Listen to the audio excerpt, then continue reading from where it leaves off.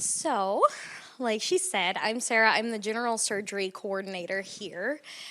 Before I came here, I worked in surgery in Bemidji at Sanford for 3 years and then 2 years over at Lakewood. I was pre-post surgery and then I also worked in the OR. It's been pretty great so far. We've had some good success with it, just kind of getting it a little bit more of a topic. No one wants to talk about it, obviously, but just bringing it forward and getting providers to talk a little bit more about it with everybody and just kind of keeping it on the forefront of everyone's brain. So today I get to talk a little bit more about what I get to talk about every day, which is colon screening.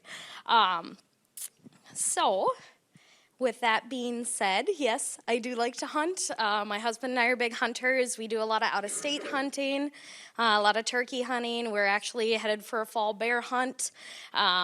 So that's kind of what I do in my spare time is a lot of that. And we also do like some renovations of housing and that kind of stuff. So keep myself pretty busy and a lot of fishing too.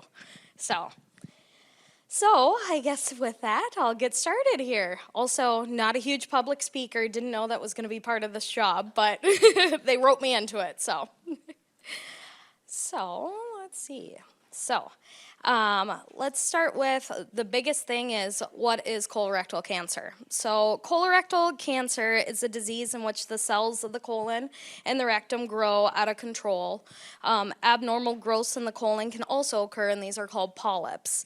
Over time, some polyps can turn into cancer. If they're left untouched, colon screening can help find these polyps and remove them before they do turn cancerous. Screening can also help find colon cancer at the early stages when treatments are most effective for it. So why is it important that we all get screened? So according to the CDC, colorectal cancer is the leading cause of cancer death in the United States and the second leading cause globally. Colorectal cancer is the fourth most common cancer in the United States among men and women. And according to the American Cancer Society, colon polyps usually take about 10 to 15 years to develop into colorectal cancer. So with regular screening, most polyps can be found and removed before they do turn into cancer. That's why a lot of times if they don't find anything when they go in, we'll say you're good for another 10 years. So the CDC's statistics state about 9 out of every 10 people whose colorectal cancer is found early and treated are still alive within 5 years. When caught in the early stages, over 90% of cases are treatable, and about 1 in 20 people actually develop colorectal cancer in their lifetime. So pretty big cancer, and it's pretty aggressive too if it's not found until later. So some things we can do, some risk factors, and then some things we can do to reduce them. So there's definitely a heredity piece that, there's really nothing we can do to avoid that.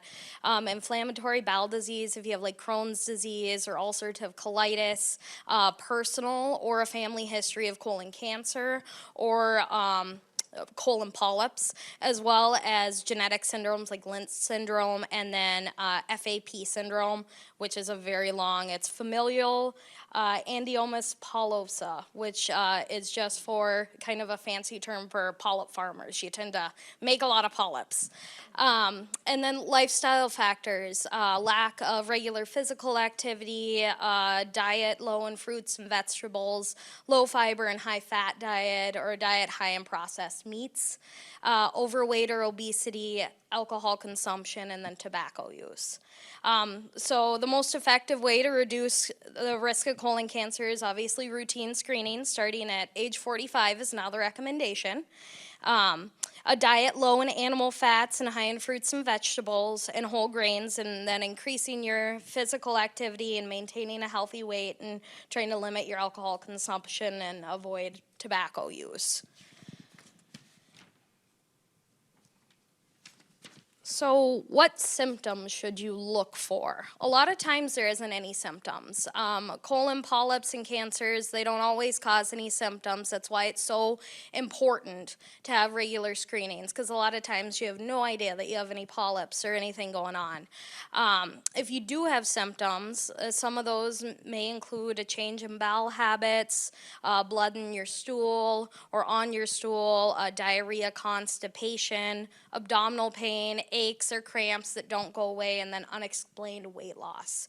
If you have any of these symptoms, you'll want to consult your doctor. A lot of times, it's not always cancer that's causing it. You know, there's multiple things that could be causing it, including some of those heredity things like ulcerative colitis or IBS that you don't know about. So you want to consult your doctor so that we can help take a closer look and see what's going on and address those issues if you are having them. So, kind of to recap, important things to know.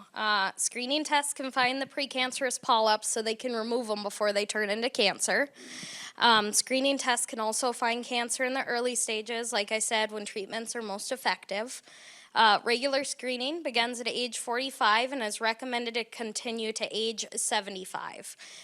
So above age 75, you should talk to your doctor about it. If you're more low risk, a lot of times they'll say you're good to go. You know, we're not worried. We haven't seen anything. If you're a little higher risk, they might suggest continuing, but also it's going to depend on how healthy you are and other health factors of do we want to risk doing a procedure if you're over 75. So it's something you'll want to speak to your doctor about. Adults with an increased risk of colon cancer may need to be tested earlier than 45. So if you have inflammatory bowel disease like we talked about, Crohn's, if anybody has a first-degree relative, if your mother or your dad or even an aunt and uncle had colon cancer or had polyps that they had to be removed, you know, they might want to start screening earlier because it is happening earlier and earlier for people. So I want to talk a little bit about the methods for how we screen for colon cancer. I think everybody kind of knows a little bit about colonoscopies. They're no fun. So, you know, so colonoscopies are an exam where they look through your whole large intestine and they also look at your rectum. A bowel prep is required and to be completed before you do have a colonoscopy, which is normally the worst part of it. During a colonoscopy, they take a long flexible tube or a colonoscope and it's inserted into the rectum, and there's a tiny video camera on the end of it that allows the surgeon to view the entire colon. They're done under monitored anesthesia. So with monitored anesthesia, that means that you'll be put to sleep enough not to remember the procedure. However, it's different from general anesthesia. With monitored anesthesia, you'll continue to breathe on your own, and you won't be as deeply as sedated. You just won't remember the procedure. They also start to kind of lighten your anesthesia as you get towards the end of the procedure. That's why you wake up so quickly. Normally about 10 to 15 minutes afterwards, you're awake and ready to eat because you haven't eaten for a long time. With the bowel preps, there's two main kinds of bowel preps we do. So sometimes that's a question that we get a lot is, someone had this bowel prep and I have a different bowel prep. We normally do a Miralax bowel prep. That's about the most common for us, but we also do Go Lightly. There's some things that we judge, it's kind of provider-based, also kind of health history-based. Sometimes if people have kidney issues or heart disease, we like to Go Lightly because we don't want to flood your kidneys and stuff. And Miralax can be a little bit to drink and stuff compared to the Go Lightly. And you mix the Miralax with Gatorade and the Go Lightly already has all of the electrolytes and stuff that you need right in there. So oftentimes, like I said, that's the worst part. Everybody hates. How much do you have to drink? So with the Miralax, like 64 ounces of Gatorade, and then with the Go Lightly, it's like a 1 gallon. Yeah. Yeah, you still have to drink. And that, like I said, that's the worst part for people that they hate. And it's just so we can, be able to see everything really well and get it really cleaned out. If there was an easier method, I wish we could find one. um, so then, if no polyps are found or any other abnormalities, a lot of times they'll say, oh, you're good for 10 years. Like we talked about, it takes about 10 to 15 years for those polyps to develop. So then they'll take a look in another 10 years. Depending on if they find anything, that's when the surgeon will give you kind of a recommendation based on what they find. A lot of polyps, some are a little bit more riskier than others, so we like to see you back a little sooner. It's typically about 3 to 5, sometimes 1 year if they find quite a few of them or if they're different types. So your surgeon will discuss the results afterwards. A lot of times, right after you come out, they'll tell you if they didn't see anything, they'll tell you, 10 years, and we'll send you a reminder in the mail. If they did see something, it normally takes us about 7 to 10 days to get any results back, and then we contact you, and they give you that recommendation of we'd like to see you back in 3 years or 5 years or even 1 year. And then, like I said, they're dependent on your risk factors also. Like if you are a person that you have colon cancer in your family or you've had polyps in the past, a lot of times they'll put you on more of like a 3 to 5 year cycle. Even if they didn't find anything as risky this time, they still want to see you back, make sure we're on top of it, And so they want to do that closer developing.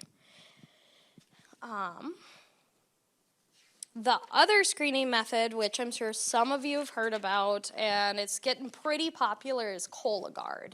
So Cologuard's an at-home test.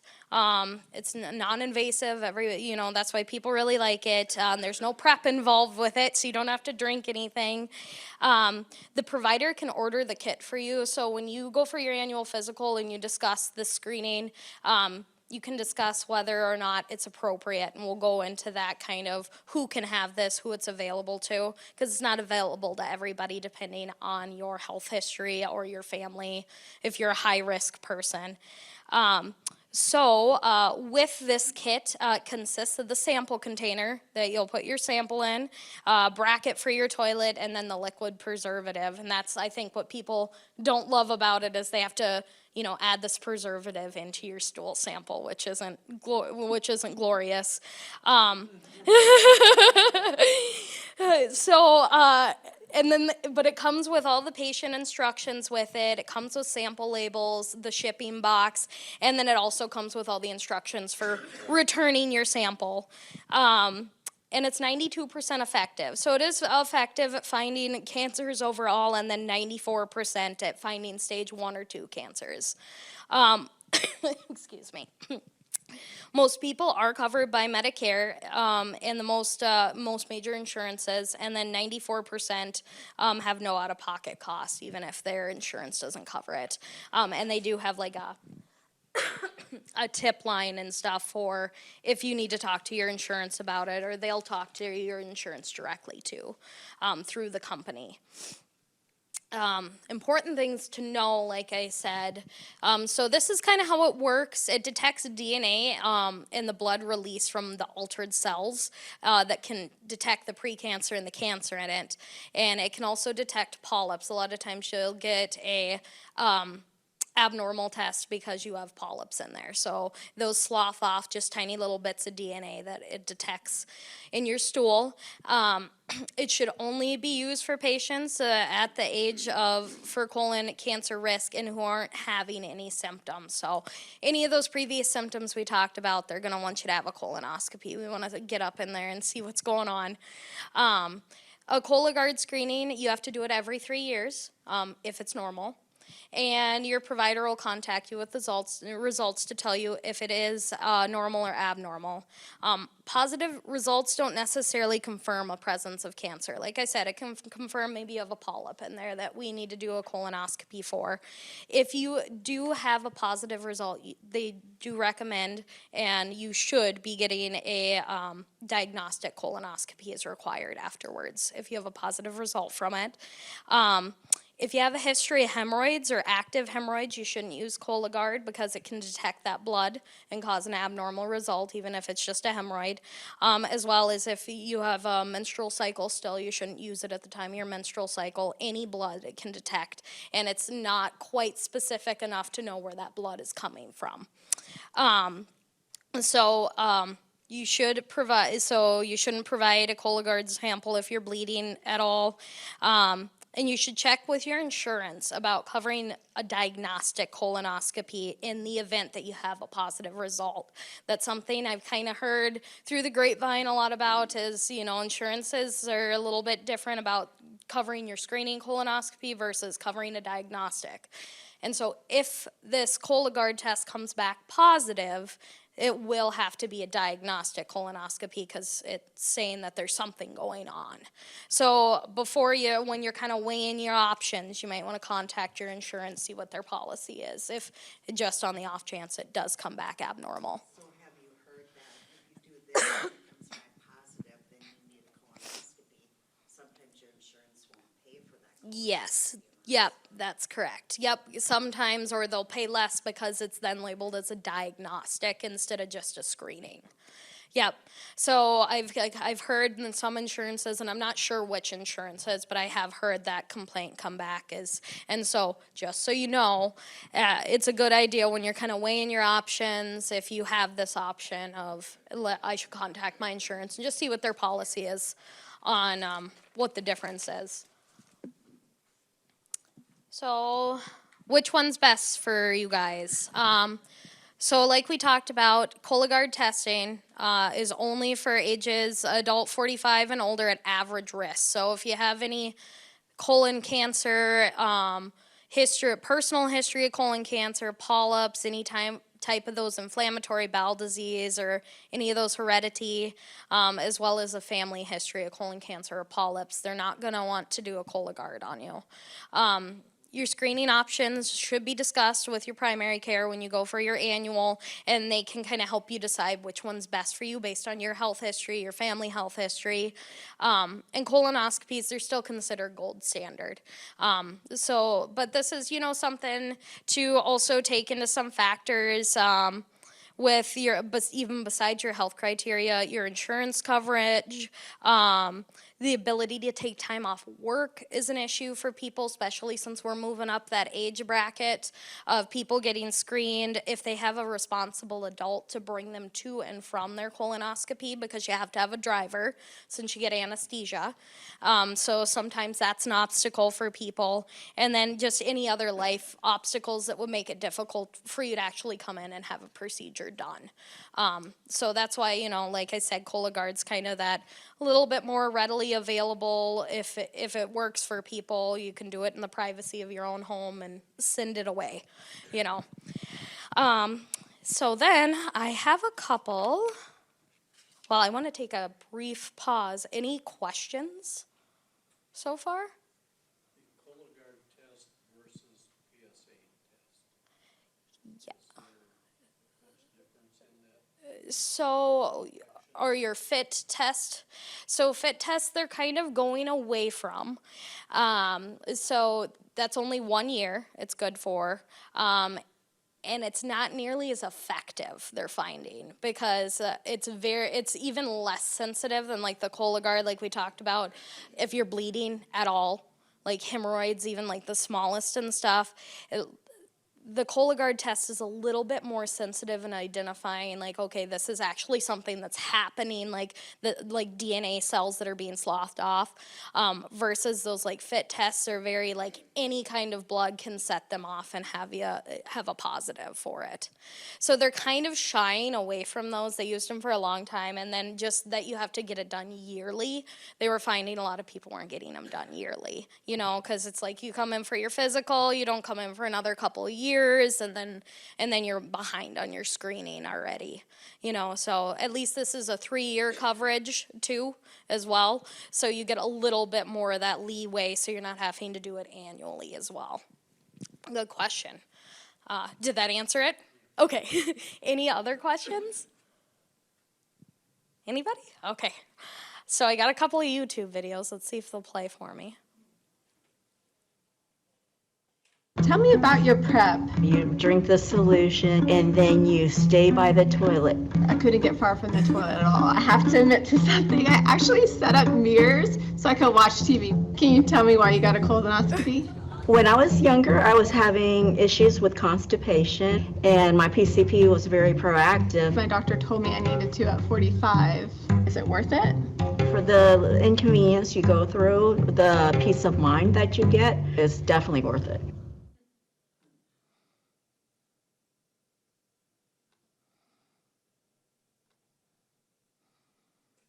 I mean, first point out the devastation that is, I am a young woman. Was 25, so first of all, like, this is what breast cancer looks like. And second, I think I would just say, like, It's here. Yeah, it's time to do this, I guess, right? Yeah. Are you ready for this? Okay, let's try that again. Not the most technologically savvy here.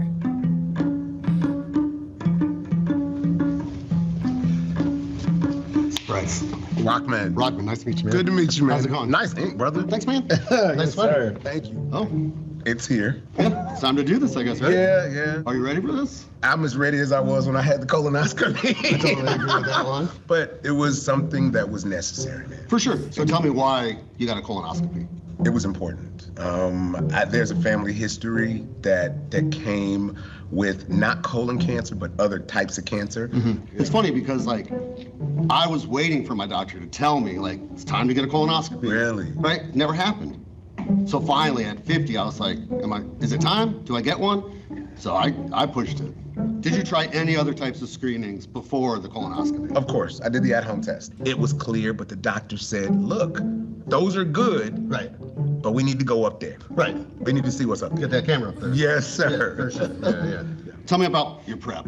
It was a DOD, day of defecation. Yeah. Because that's what I did all day. That's a I good way was to put it. there just going and going and going. DOD for sure. Yeah, man. Man, mine was terrible. Really? Yeah, like, I felt like every time I, like, moved, I, like, Had to go. pooped my pants. Literally, I would, like, turn to, like, change the TV. I was like, oh, man, now I gotta go change my pants. So, did your doctor discuss your results with you immediately after? And They did talk to me about my results right after. this is immediately after the procedure. It was like when I woke up, they told me before I left the hospital. The nurses were all super nice, friendly, laughed. They were like, oh, do you need a wet towel? You know, A wet towel? yeah, to like clean myself up, because like there was a camera up there.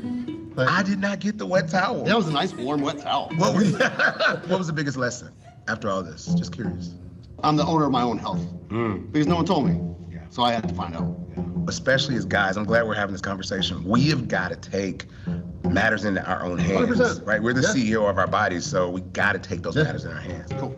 I enjoyed this, man. Yeah, me too. Thank you so Have a good much, one. Bryce. Bye, man. You too, man. All right, have a Take care good of one. yourself, all right?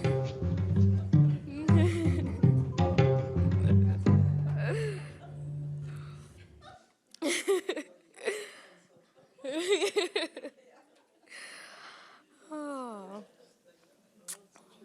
It is the truth, and no one wants to talk about it. So, so I figured we would air it out a little bit. All right. So you do have sheets. I wanted to talk a little bit about. So I have a couple of questions for you guys because I feel like it's important. You know, like we just saw, no one wants to talk about it. No one wants to get this done. It's not fun. I get to talk about it all the time. But it's important for us to know what we can do to help and how we can support you and just where do you typically have you heard information from? What do you think is barriers for yourself or for other people that you've talked to? And how do you prefer to receive your health information? Would you like us to mail you it? Do you want to hear about it? You know, do you want us to send you reminder letters? Do you want us to call you with these? You know, I think a lot of things get lost in translation, especially in 10 years' time, if everything was good. It's hard to follow up with people, or they've moved out of the area, or they don't come in for annuals. So, and I think it's important, even like that last video that they were talking about, how you guys kind of have to be owners of your own health. It's important to get it done, but we also want to help you as a facility and provide the best care we possibly can. and I want to know what can we do better, what can we change about our approach to it, and just getting more information out into the community and how important it is. So if you guys want to take just a few minutes to give me your feedback and